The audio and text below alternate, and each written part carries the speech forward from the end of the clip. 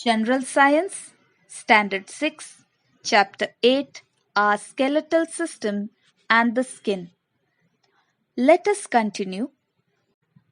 Can you identify the animals from the pictures of their skeletons? The human skeletal system can be divided into two parts, the axial skeleton and the appendicular skeleton. The axial skeleton consists of the skull, the spine, and the rib cage.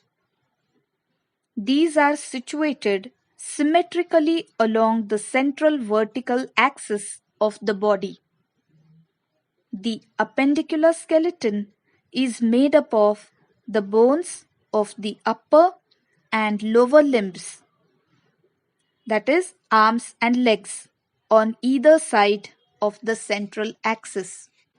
As our body grows, the size and the length of our bones increases. Such changes in size and length can be seen in children according to age. However, the body continues to grow only up to a certain limit. The bones of taller people are longer. The axial skeleton. Skull. The skull is formed by the bones of the head and face. The bones of the skull are flat and strong.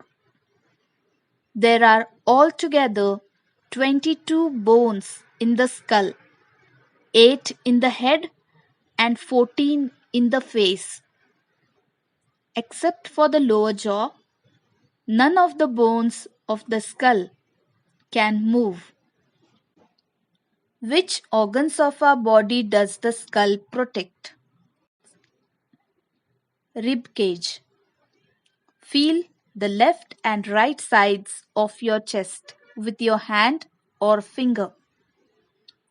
How many bones can you feel altogether on the two sides? Check in the center. How many bones do you feel?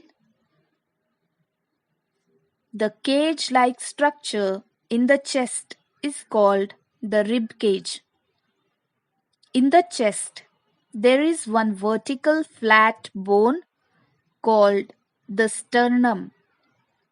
12 pairs of flat bones called ribs are joined to it sideways. These 25 bones form the rib cage. It is joined to the spine at the back. The spine, that is backbone or vertebral column. The spine is formed by padlock-shaped bones placed straight one above the other. There are altogether 33 bones in the spine, each called a vertebra. These bones are arranged one above the other flexibly. The spine protects the spinal cord that originates from the appendicular skeleton. The human body has 2 arms and 2 legs.